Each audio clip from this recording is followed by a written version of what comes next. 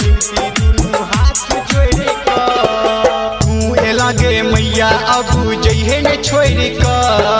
तू एला गे मैया अब जइहे ने छोड़ कर। करे छियो बिनती दुनू हाथ जोड़ कर। तू एला गे मैया अब जइहे ने छोड़ कर। करे छियो बिनती दुनू हाथ जोड़ कर। तू एला गे मैया अब जइहे ने छोड़ कर। करे छियो बिनती दुनू हाथ जोड़ कर। हाथ जोड़ कर करे छियो बिनती दुनू हाथ जोड़ कर।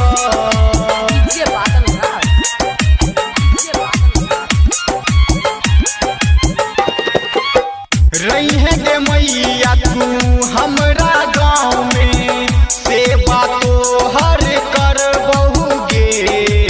सेवा तो हर कर बहुगे। सेवा तो हर कर बहुगे। साज भिन्न सर तोरे दुआर मंदिर तोहर बाहर बहुगे। मंदिर तोहर बाहर बहुगे। मंदिर तोहर बाहर बहुगे।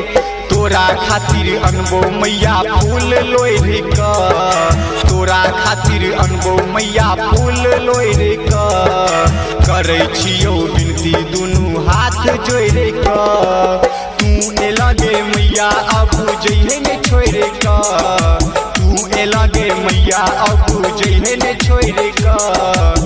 करे छियो बिनती दुनू हाथ जोड़ कर। करे छियो बिनती दुनू हाथ जोड़ कर। हाथ जोड़ कर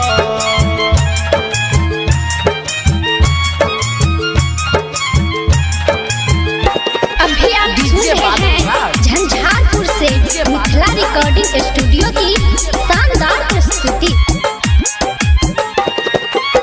शंकर धनंजय लिखे छो भजन। यादव अभिषेक गाबही छो। यादव अभिषेक गाबही छो। यादव अभिषेक गाबही छो। कृपा तू मैया सब करै छी। तोरा दुआर जे आबही छो। तोरा दुआर जे आबही छो। तोरा दुआर जे आबही छो। निराश नहीं जाइ छो कियो सब सबैर कर। निराश नहीं जाइ छो कियो सब सबैर कर। करे छियो बिनती दुनू हाथ जोड़ कर। तू एला गे मैया अब जइहे ने छोड़ कर। तू एला गे मैया अब जइहे ने छोड़ कर। करे छियो बिनती दुनू हाथ जोड़ कर। करे छियो